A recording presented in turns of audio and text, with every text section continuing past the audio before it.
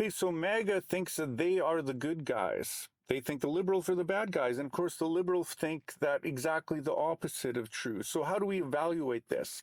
Well, this brings us to the wonderful world of philosophy and ethics. And in this context, I would actually say that MAGA has adopted an ethical system or ethical assumptions without really thinking about them, which I will explain, and that those underlying beliefs have caused them to accept or embrace what I would say is actually evil in terms of actions and in terms of what they are supporting. Now, this is revealed by explaining the conflicting ethical system. Okay, I want to explain three things. So first of all, I would say that the U.S. Constitution, which is something in this regard that I agree with, says, or it works within a utilitarian ethic. I want to explain that briefly, and I want to explain how I would justify that ethical system. And then as a third point, I would say I would explain the ethical system or the rejection of ethical systems given by Friedrich Nietzsche, which is not unique to him. But I would say that MAGA, that Trump, is working within that ethical system. And because they have adopted those underlying philosophical assumptions without even necessarily understanding it or really thinking it through or being conscious of it, or even necessarily even knowing who Friedrich Nietzsche was or any of these people, but because they have adopted those assumptions, they are then thinking that they are in the right.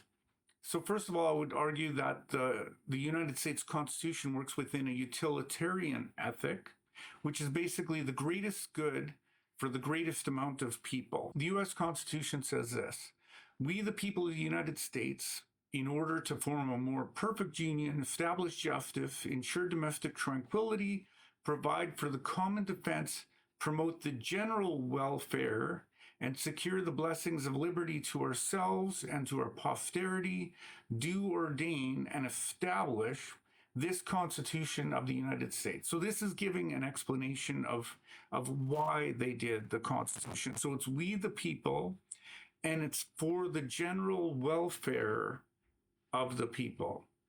So in other terms, that'd be the greatest good for the greatest amount of people. Now, how would I justify this system, or I would say that the Constitution works within the system? Now, I would justify a utilitarian ethic.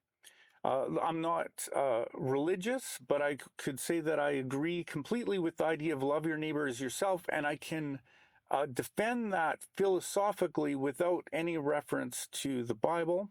I would say that I agree with that ethic.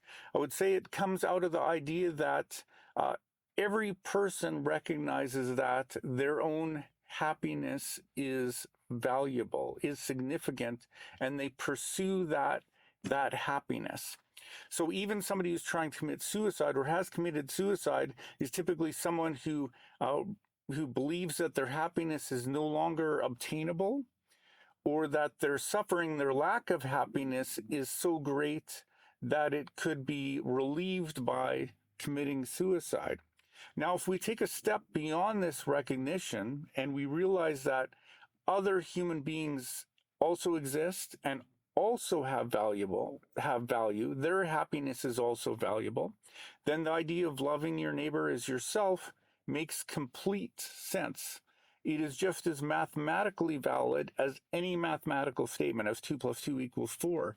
Because if my happiness is valuable and my neighbor's happiness is valuable, then love your neighbor as yourself makes complete and 100% sense. And if we take a step even beyond that, and we're looking at it not as just me and my neighbor, but we're looking at it as a group or a community or as the world, then we can recognize that the idea of the greatest happiness for the greatest amount of people makes complete sense. Now, all of this in relationship to the topic of hand starts to reveal itself, or starts to make sense, starts to explain the situation when we compare it to beliefs which MAGA is promoting. And I want to express this in the context of Friedrich Nietzsche, who is a very famous philosopher who is most well known for the idea of God is dead. And people have made a million different memes and so on about his quotes regarding God being dead, but he believed that all ethical systems were illusions or were delusions. So he rejected the ethical system that I'm explaining now. In its place, he said the only thing that matters is the will to power. If you have power and are able to enforce that on other people, then your ethical system, or lack of, whatever, can be put onto other people, and of course you get the benefit of this. Now with MAGA, we see this most overtly expressed in the context of topics of discussing taxes. When we discuss more taxes on the richest people, they will often come to the defense of those people and say, well, they own it, they deserve it, and so on. So there's no discussion of the fact that they are gaining this wealth from the work of millions and millions of people, that they're gaining it off of the resources of the country, off of the infrastructure that has been made over the last hundreds of years, over the technological advancements which has been developed over the last hundreds of years. It's just they have it, they deserve it, we should let them have it. Whereas a utilitarian ethic, an ethic which is looking at the greatest good for the greatest amount of people, would say that we need to look at how can this system be best managed or governed for the greatest happiness for the greatest amount of people. Now, they could say that, well, you're arguing for communism, and capitalism is actually more beneficial to people than communism, but that's not what I'm advocating for. I'm advocating for a governed or a managed capitalism, which puts some curbs on excesses, which has an actual fair tax system, which still allows the people like Bezos to be wealthy, but not wealthy to the point where they can afford $600 million weddings, multi-million properties, multiple luxury yachts, and all of these things. So it does somewhat of a curb or control on all of these things. As two more points related to this. So this Nietzsche, this will to power philosophy, was also seen within the slave trade, and this expresses the whole idea very well. So, and of course, this predates Nietzsche, but the idea is that people abducted these slaves, they were able to have power over them, therefore they had a right to exploit them, and therefore they had a right to give them minimal benefits from the work that they are receiving, that they're doing. And for the owner, the slave trader, the person who has power over them gets the rights to maximum profit from them because they have power over them. There's no love your neighbor as yourself, concern for the other, and so on. It's just a pure, I have the power and I should be able to take these things from these people. This same idea is going on. It's not quite as extreme as it was with slavery, but this same exploitation is happening towards the working class, where they get minimal benefits, where the minimum wage is protected to be kept as low as possible, while the maximum profits for the richest people is able to be done, where all kinds of corruption is able to occur in politics without people actually doing anything to stop it. That is not a utilitarian system in practice. All of this is also expressed in wars. Someone like Hitler, who idolized Friedrich Nietzsche, trying to take over the world and not caring about how much devastation is happening to how many people, as long as he can establish what his plan and his agenda is going to do. This is also happening in Russia with regards to Ukraine. Russia has, or Putin has this idea of restoring Russia to its glory and so on. He wants to do his agenda. Already 1 million Russians have died, a lot of Ukrainians have died.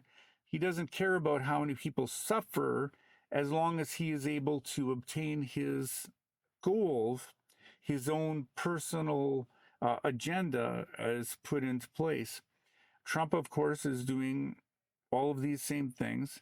And the problem here is that MAGA has not only personally adapted this philosophy, and in the sense that they're able to trample on refugees, immigrants, people who are even citizens for the sake of promoting their agenda and what they want. They're not concerned for loving your neighbor as yourself. They're not concerned for the greatest happiness for the greatest amount of people. They're concerned for their own happiness, and they don't care who gets trampled on as a result. The problem, though, here is that they think that they are going to benefit from this whole system when really the only people that are going to benefit from it is the oligarchy, is Trump and his buddies. Nothing he is actually doing is going to help the general public. We see this the most in perhaps all kinds of people being fired from Veteran Affairs, from parks, from all these people who are losing their jobs. But we also see it in the budget that it has increased spending on things like the military, on a sovereign wealth fund, money going directly towards crypto, money promised towards Musk so we could put a flag on Mars. All of these tremendous expenses, the budget is in Congress. You can read it online. None of those extra expenses are going to happen to help the general public. For the general public, their tax system is slated to remain the same, except for the addition of having to pay tariffs. So nothing in their actual plan is going to help the general public. But because MAGA somehow thinks that they're going to benefit from this, they, for one, don't care who gets trampled on as a result. And number two, they're actually deceived by thinking that they are going to benefit from this.